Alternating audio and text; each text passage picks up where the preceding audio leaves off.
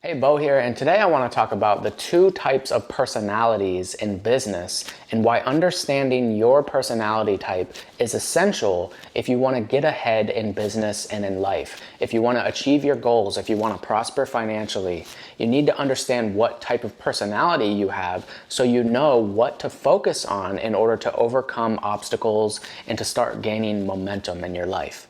So there are pros and cons to each personality type. And it's not like right or wrong to have one of these personality types, but knowing which one you do have will help you know what to focus on to get ahead. So this is a very simplified version of some more complex personality things that I've been studying, but I wanted to just boil it down into something that's really simple for you to understand. There are basically two types of personalities in business. There are control type personalities and there are movement type personalities. Now, often when you think of business owners, entrepreneurs, you think of the movement type. You think of the person who's out there taking massive action. They're always moving, right? And that's why it's called the movement type. They're always moving. They're taking action. They hear an idea and they go implement it right away. They're doers, right? They take a lot of action. And a lot of people tell you that that's what you need to be in order to be a successful business owner or entrepreneur and to have a lot of financial success. You need to be a doer. You need to take massive action, right? Well, that's not necessarily true. There's another type of personality, the control type people.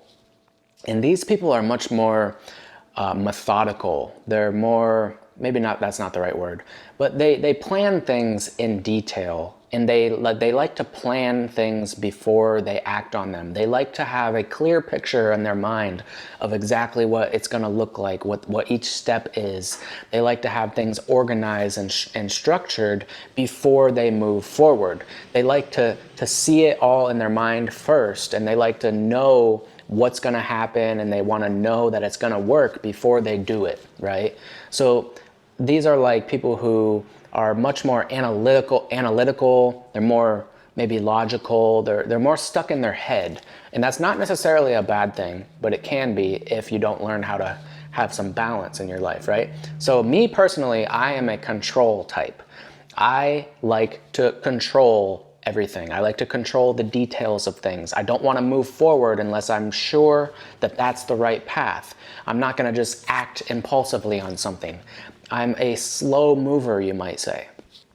And again, that's not a bad thing, okay? It's often talked about as if it's a bad thing to not take massive action and to always be taking action. But there's a balance that is needed. So you can probably pretty easily tell what type you are if you're just a little bit honest with yourself.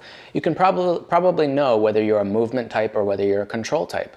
Are you someone who just acts on an idea like right away? You just like, you hear something and then you're like, oh, that sounds cool, and then you go do it?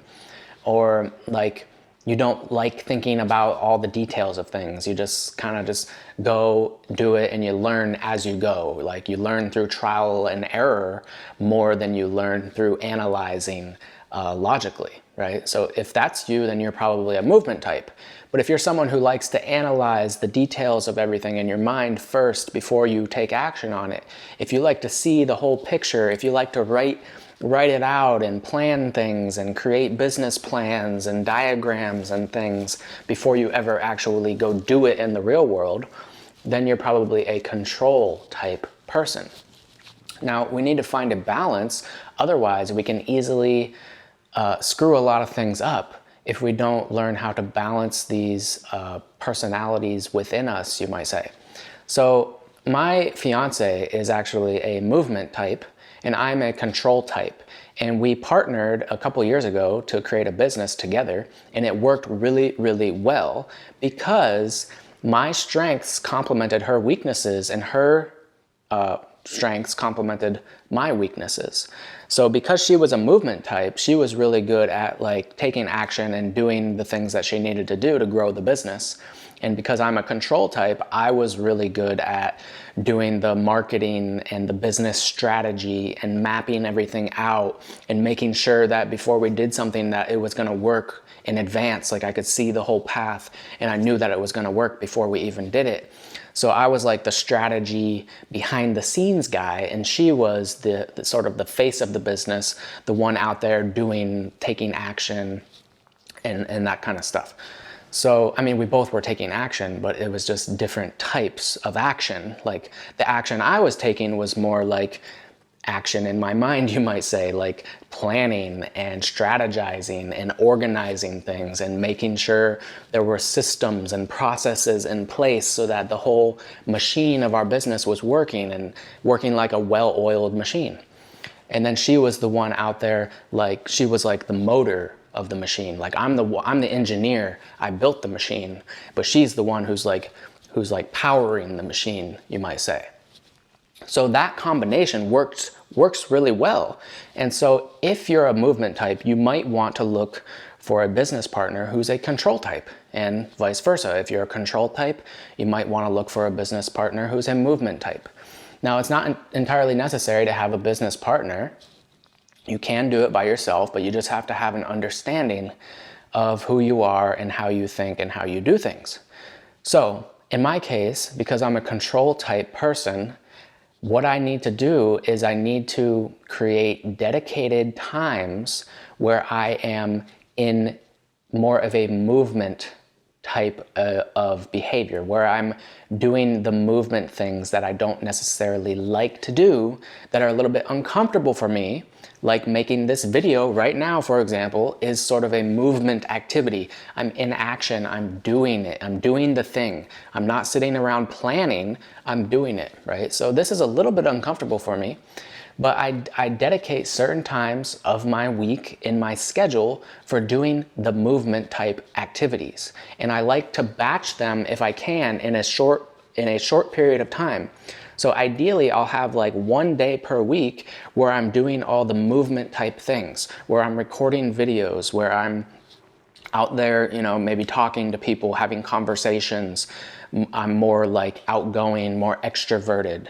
But in reality, I'm a super introverted person. So I like to batch these things in short periods of time so that I can kind of get them over with, because I know that they're necessary. I know that I have to do them, and I'm okay with doing them, but I don't want to drag them out because it's not my natural way of being. It's not natural for me to always be in this mode.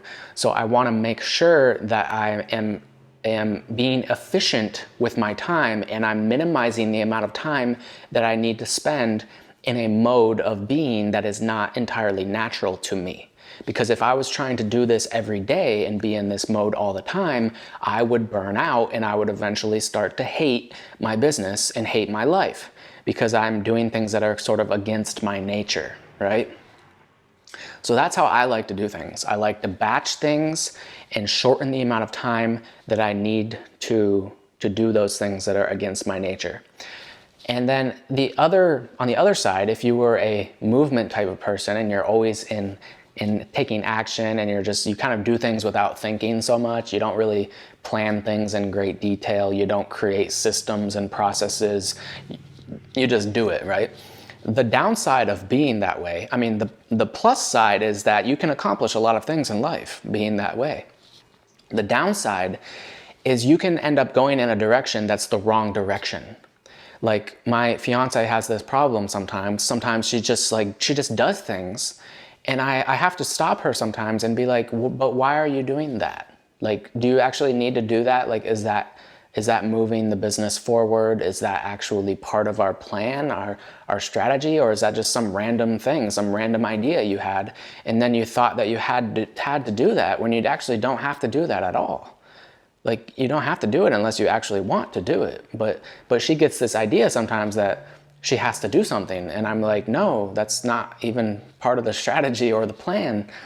And so the downside is you can end up going and doing a bunch of things, and you don't even realize that a lot of those things are wasted energy, wasted effort, and you could be being much more efficient with your time and energy, and you could accomplish much more in a much shorter period of time if you were more focused and you focused on fewer things rather than trying to do a bunch of things, right? So where I'm good at is coming in with her and like organizing the way she does things. Like I let her go do things and take action, but I give her like a structure, I give her like a path, I give her a system to follow so that I make sure that energy is focused in the right direction so that we can make the most progress possible. So if you're a movement type and you're always moving and doing things, you need to, just like I set aside like 1 day a week from my movement type activities, movement types should set aside maybe 1 day a week for their control type activities. So they can set aside 1 day a week for doing all their planning and organizing and making sure that there's systems and processes in place that keep them on the right path. Set aside 1 day a week for really figuring out what are the tasks that are most important in their life and which ones can be gotten rid of, which ones are not actually necessary, which ones are wasted energy and effort. So they can spend 1 day a week maybe just setting that structure, setting that foundation, so that when they are going back into the movement type activities, they are moving in a direction that is the right direction, that's going to lead them where they want to go, that's going to give them the most efficient path forward, right? So I hope that makes sense. This is really, really important. I think this is not talked about enough. You need to know your personality type so that you know how to balance yourself and how to make the most progress in the shortest amount of time possible. Because if you get stuck all in one mode, you end up in the wrong direction. If you're just taking action randomly, you could be wasting a ton of energy and you could actually accomplish very little because you're just doing the wrong things and you don't have a strategy or a system. And on the other hand, if you're a control type and you just sit around all day planning and strategizing and organizing things and doing that, you can end up also accomplishing nothing. And I often get trapped in that place. I'll spend months planning a business strategy and I haven't actually done anything yet, so I didn't make any progress. It's just all in my head, right? And it's not like it's all bad or it's all good. There's pros and cons to each one, which is why you need to try to find that balance, okay? So figure out, are you a control type? Are you a movement type? And whatever type you are, try to dedicate at least a period of time every week where you are dedicated to doing the thing that is against your nature. So if you're a control type, set aside a few hours a week to do movement type activities. If you're a movement type, set aside a few hours a week to do the control type activities. And if you just do this one little thing, I promise it'll make a huge impact in your life, regardless of your goals. And especially if you're building a business, this is really crucial, I think. So I hope this video was helpful. Let me know if you have any questions about it. If this made sense to you, if this was helpful, just give me a thumbs up and subscribe to the channel. And let me know in the comments what you want me to talk about in future videos. All right, I'll see you in the next one. Peace.